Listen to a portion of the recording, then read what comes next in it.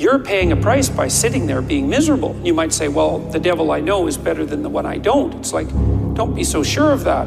The clock is ticking. Yeah, and if you're miserable in your job now and you change nothing, in 5 years, you'll be much more miserable and you'll be a lot older. But isn't it a luxury to pursue what is meaningful? Our viewers have mortgages, they have children, they have payments and loans.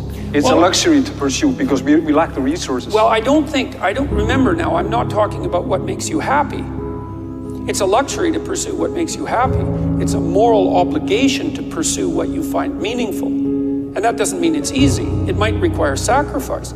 If you need to change your job too, let's say you have a family and children and a mortgage, you have responsibilities. You've already picked up those responsibilities. You don't just get to walk away scot-free and say, well, I don't like my job, I quit.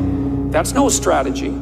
But what you might have to do is you think, well, this job is killing my soul. All right, so what do I have to do about that? Well, I have to look for another job. Well, no one wants to hire me. It's like, okay, maybe you need to educate yourself more. Maybe you need to update your curriculum vitae, your resume.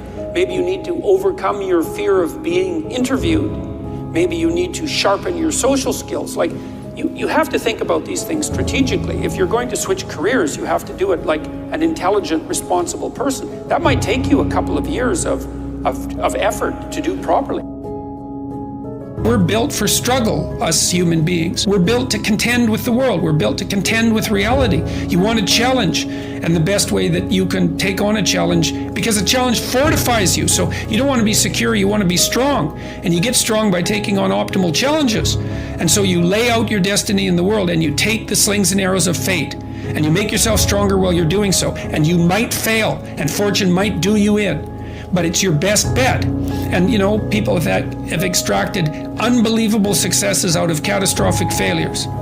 And I'm not saying that in a naive way. I know perfectly well what happens to people. You know, you're doing fine in life and then you get cancer, and then 6 months later you're dead. And all the heroism in the world isn't going to save you at that point. But that's not the point. That's not the point. Life is bounded by mortality. But that doesn't mean that you don't get out there and contend, and you develop by contending, and you minimize the net amount of suffering in the world. And that's something, man, that's something to do. Compare yourself to who you were yesterday, not to who someone else is today. Because you need to have a hierarchy of improvement. You need to be aiming for something, and that means you're going to be lesser than people who've already attained along that dimension. So the question is, who should you defeat in the final analysis? And the answer is, you should defeat your former self. You should be constantly trying to do that. And you're the right control for yourself too, because you're the one who's had all your advantages and disadvantages. And so if you want to compete fairly with someone, then you should be competing with you. If you're improving yourself, then what you are doing is competing with your lesser self. And then you might also ask, well, what is that lesser self? And that lesser self would be resentful and bitter and aggressive and vengeance-seeking, and all of those things that go along with having a negative moral character. And those are things that interfere with your ability to progress as you move forward through life. So it's very necessary to understand that this is why, you know, I've been stressing this idea of personal responsibility. It's like, well, personal responsibility is to compete with yourself, is to be slightly better than yourself the next day.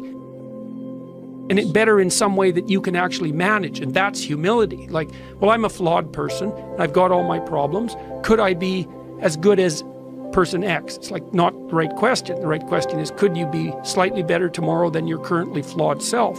And the answer to that is, if you have enough humility to set the bar properly low, then you could be better tomorrow than you are today. And you might say, well, what's the right way of being in the world, if there is such a thing? And it's not acting according to a set of rules. It's attempting continually to transcend the flawed thing that you currently are. And what's so interesting about that is that the meaning in life is to be found in that pursuit. So I've been laying that out in these discussions too, because it's saying, well, the fundamental issue is that life is tragic and difficult, very tragic and difficult for everyone. And it's also tainted by malevolence, because no matter how things are tragic and difficult, but there's always some stupid thing that you could do or someone else could do that could make it even worse than it has to be. And so that's life. And you need an antidote to that, because that can embitter you. Constant contact with that, just the tragedy, but the tragedy combined with betrayal and malevolence, that makes it even worse, especially if it's self-induced. Okay, so you need something to set against that so you don't get bitter and resentful. Well, what do you set against that? Doing something worthwhile. By your own definition, say. You need some reason to get the hell out of bed on a terrible day because you've got something good to do. Well, what's the best thing you can do? Transcend your current wretched and miserable self. There's meaning to be found in that, and that's a meaning that's associated with responsibility. One of the things that I've been trying to lay out clearly is that life is hard. It's tainted by malevolence and betrayal. That can make you bitter. You need a meaning to offset that. Where's the meaning to be found? Not in rights, not in impulsive pleasure, but in responsibility. You take responsibility for yourself, so you take care of yourself. If you're good at it, you have some excess left over to take care of your damn family. If you're good at both of those, then you have some excess left over to take care of your community. Those are heavy burdens. You pick up the burdens, you find that's meaningful. The best way to pick up the burden is to continually improve yourself, and that's where the meaning is to be found. And so that meaning is in the continual self-transcendence. That's letting your old self die and the new self be reborn. Even if things are going really well for you now, there's going to be a time in the future where things are rough. You know, you're going to be ill, family member's going to be ill, a dream is going to fall apart, you're going to be uncertain about your employment status. Like the flood is coming, right? The apocalypse is coming. It's always the case in life. And you have to be prepared for it. And the question is how to prepare for it. And the answer to that is to find a way of being that works even under the direst of circumstances. You've got the possibility to slowly raise yourself out of the mire. You've got the possibility to do just what the fighter does when he's defeated, which is to say, well, regardless of the circumstances that might have led to my defeat, like even if there were errors on the part of the referee, this is no time to whine about it. This is a time to take stock of what I did wrong so that I could improve it into the future. And that's the right attitude. The point is, your best strategic position is, how am I insufficient and how can I rectify that? That's what you've got. And the thing is, you are insufficient and you could rectify it. Both of those are within your grasp if you aim low enough.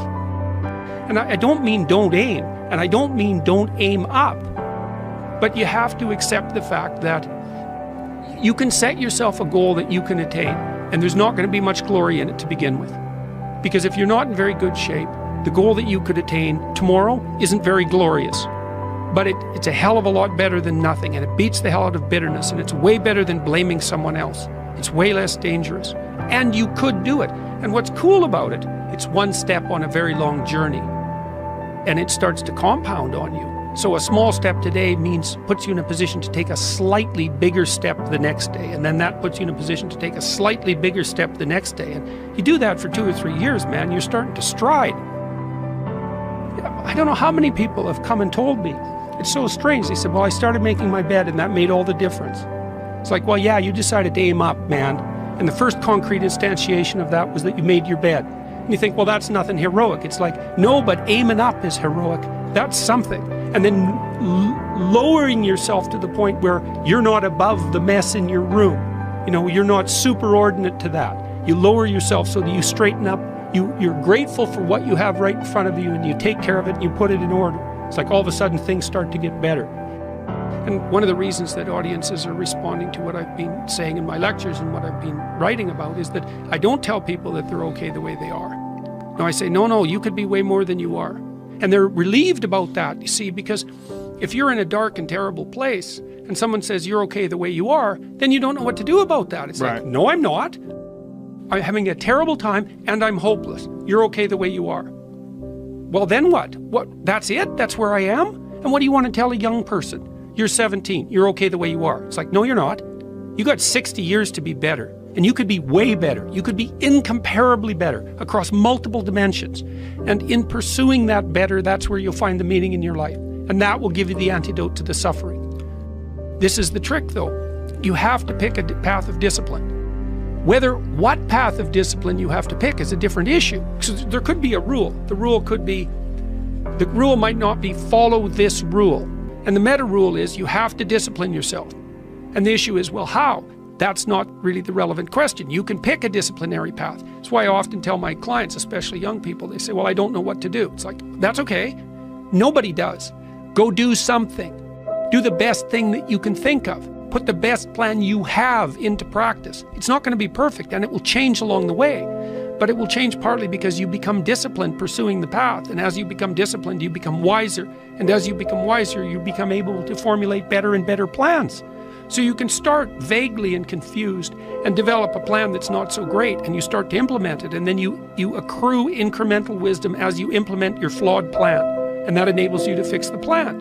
And so that's part of that process of incremental self-improvement as well. Imagine you only have $100,000 to go buy a house. And so you go look at this house, and it's like, Jesus, this house, man, it's like it needs a lot of work. It's like, well, that's all you've got. Well, are you going to pretend that the house is okay the way it is? Or are you going to look for where it's rotten and where the plumbing doesn't work and where the stove doesn't work? You have to go and look and see where everything needs to be fixed. And that is harsh, man. And then in order to do that properly, someone has to have taught you, look, you aren't your problems. You're most fundamentally that which, if it confronts its problems, can solve them. And that's the hero myth in a nutshell, by the way. The hero is the person who confronts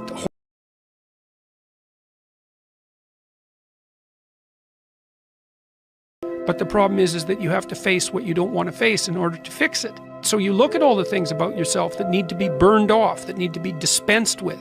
And that, man, especially at the beginning, especially if you're screwed up, that might be like 95% of you.